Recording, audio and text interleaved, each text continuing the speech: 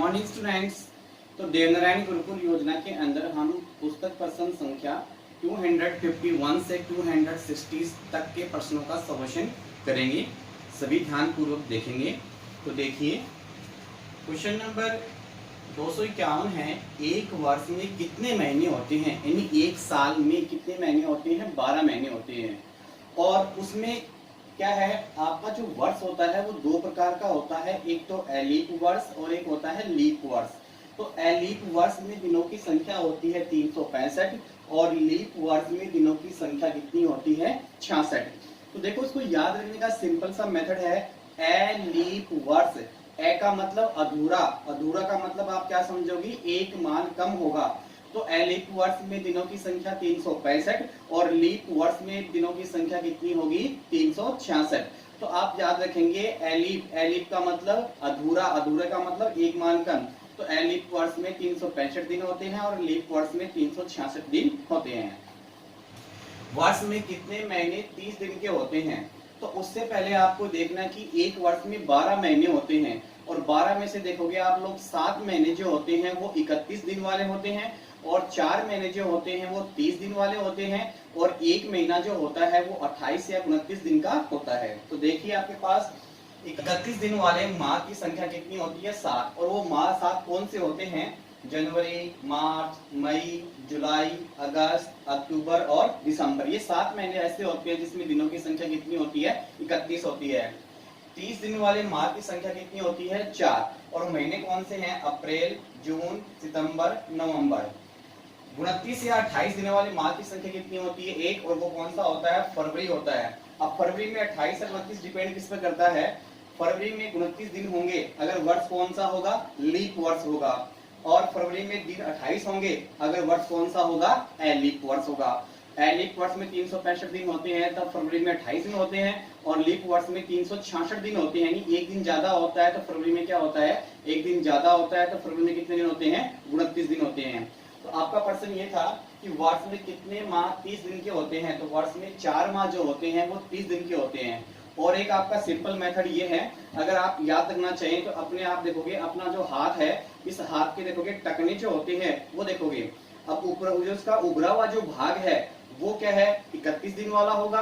और जो नीचे आप देख रहे हो, आपको जो खड्डा दिखाई दे रहा है, ये क्या होगा, आपके लिए 30 दिन होगा, छोड़कर फरवरी को।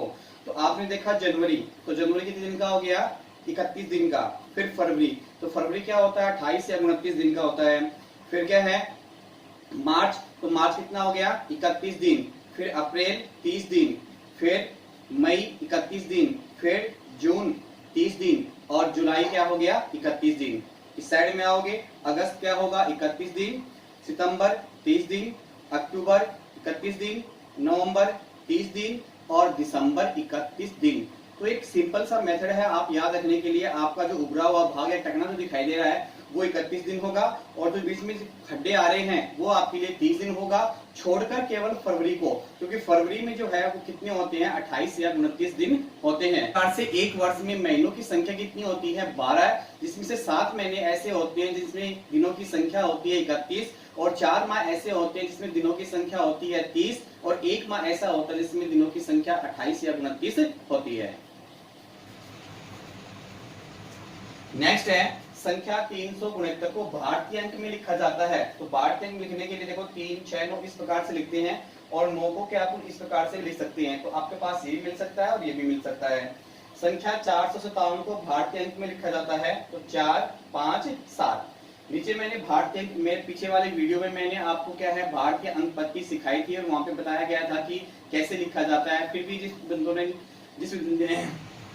जिन विद्यार्थियों ने उन वीडियो को नहीं देखा है उसके लिए मैंने फिर से लिखा है। यहाँ पे आप देखोगे भारतीय अंक क्या है, आपकी सामान्य संख्या को भारतीय अंक में कैसे लिखते हैं। तो 1 को इस प्रकार से लिखते हैं, 2 को इस प्रकार से, 3 को इस प्रकार से, 4 को इस प्रकार से, 5 को दोनों प्रकार से लिखते हैं, 6 को इस प्रकार से, 7 को इस प्रकार से और 8 को 2 प्रकार से और 9 को भी क्या है, 2 प्रकार से लिखा जाता है।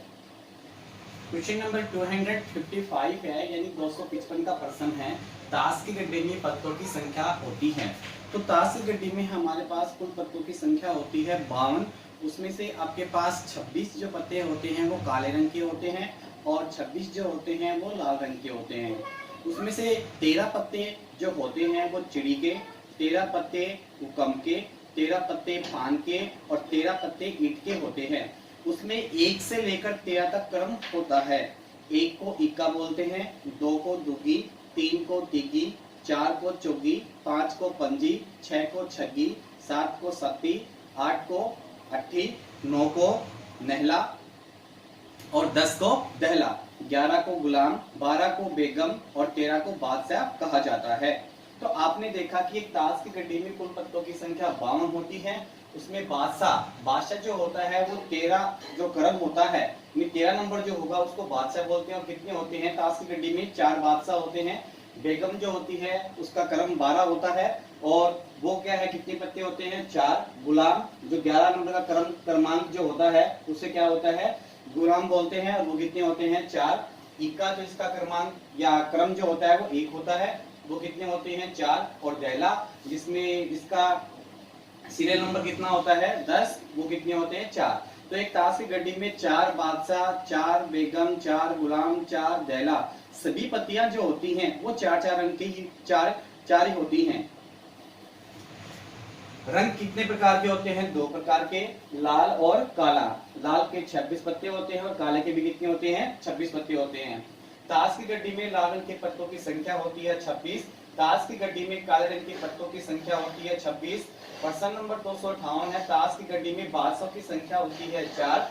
प्रश्न नंबर 259 है, ताश की गड्डी में बेगम की संख्या होती है 4। और ताश की गड्डी में दैला का मान कितना होता है? दैला की संख्या नहीं पूछी यहाँ पे, दैला का मान पूछा है। तो दैला का मान कितना होता है? 10। जैसे आपसे पूछा जाए बादशाह का मान कितना होता है? 13। बेगम का मान कितना होता है? 12। इक्का का मान कितना होता है? 1। नेले का मान कितना होता है? 9। दहले का मान कितना होता है? 10। गुलाम का मान कितना होता है? 11। तो यहाँ पे क्या पूछा गया है? दहले का मान पूछा गया। दहले का मान कितना होता है? 10। और एक ताश की गड्डी में दहलों की संख्या कितनी होती है? 4 होती है। इस प्रकार से सभी विद्यार्थी इन प्रश्नों को अच्छी तरह से पढ़ेंगे, याद करेंगे और अच्छी तरह से इसकी तैयारी करेंगे। अगर आपको मेरे द्वारा बनाया गया वीडियो पसंद आए तो सभी विद्यार्थी इसको लाइक और सब्सक्राइब अवश्य ही करेंगे। Okay, bye, thank you.